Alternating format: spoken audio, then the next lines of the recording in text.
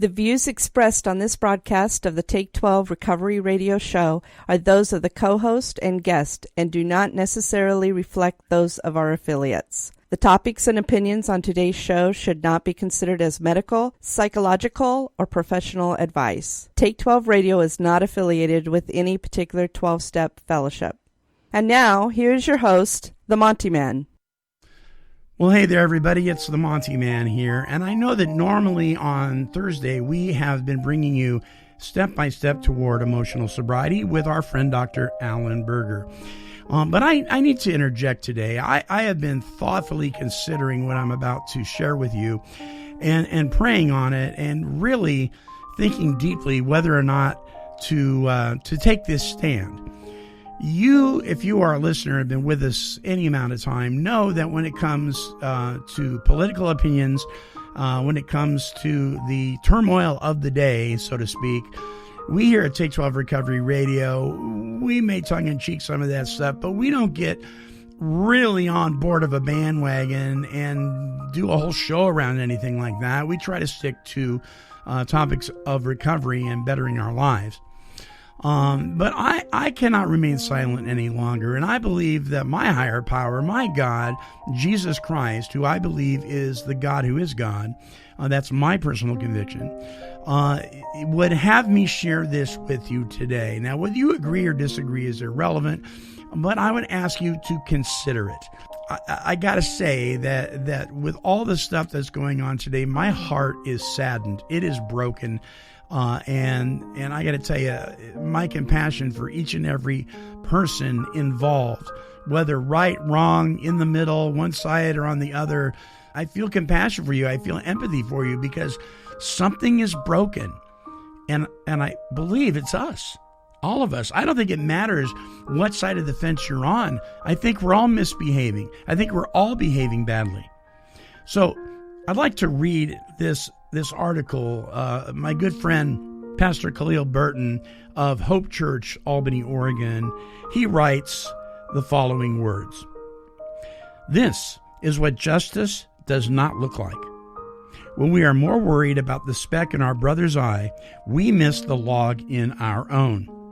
Graffitiing the word love into monuments is not loving. Marching to demand justice and then driving away from the march and scoffing at the McDonald's employee in the drive-thru for messing up your order, that's not justice. Proclaiming that black lives are valuable online only to sidestep the homeless man on the corner in front of you as you do your daily commute is not justice. Standing up for a race of people while dehumanizing the police officers who are actively serving in the line of duty is not justice. Reading countless articles so you're ready for your next debate about institutionalized slavery, yet ignoring sex slavery and sex trafficking because you don't want to feel guilty watching pornography amidst the largest slave trade in global history is not justice. If we want to talk justice, that means all justice. Justice starts with ourselves. It is not about pointing fingers and trying to pin the blame of our world's evil on anyone.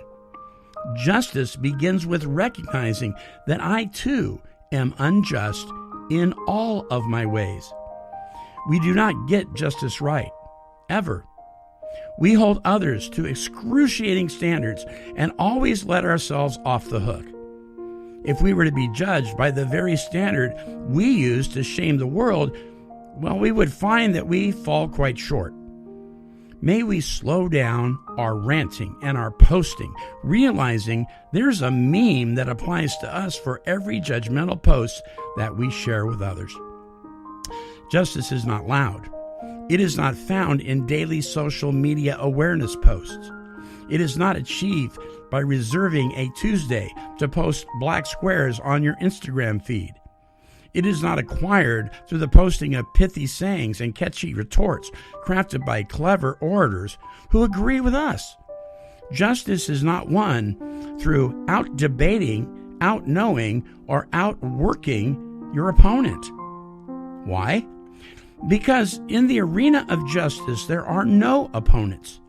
Justice is found upon the level ground of acknowledging our own brokenness and realizing that humanity mutually, yes, you, holds no righteous ground to stand on. Only when we realize our mutual brokenness will we truly extend a hand to help another up from the fall we've all experienced. While justice cannot be won through pop culture devices, it can be lived out through silent and consistent daily actions of individuals. I said justice is not loud because true justice is quite silent. Marching does not cause justice, but acting justly without picking and choosing the when produces it. If you call for justice in one arena, be quick to notice where you sidestep what is just in another. Justice is the act of doing what is right. So let's do what is right in all things. But first, look in the mirror and you'll see someone as in need of reform as whoever you're ready to attack, and may the reflection cause humility that turns anger into grace. May grace produce mercy. May mercy lead to forgiveness. May forgiveness produce love.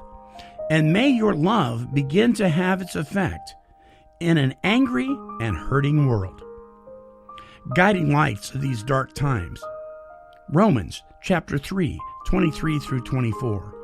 For all have sinned and fall short of the glory of God, and all are justified freely by his grace through the redemption that came by Christ Jesus. Matthew 7, 3 through 5. Why do you look at the speck of sawdust in your brother's eye and pay no attention to the plank in your own? How can you say to your brother, let me take the speck out of your eye, when all the time there is a plank in your own eye? You hypocrite. First, take the plank out of your own eye, and then you will see clearly to remove the speck from your brother's eye. Wise words from Pastor Khalil Burton. I echo them. I concur with them 100%. And by the way, Pastor Khalil is not a white Caucasian Anglo-Saxon preacher. He is a down-to-earth man. He is a member of a minority that's represented very well right now in all the world. Listen, once we know better, can't we do better? This is the Monty Man signing off today with this important message, asking you to consider what's been said. Until next time, I'm wishing God's perfect serenity for you. This has been a broadcast of KHLT Recovery Broadcasting.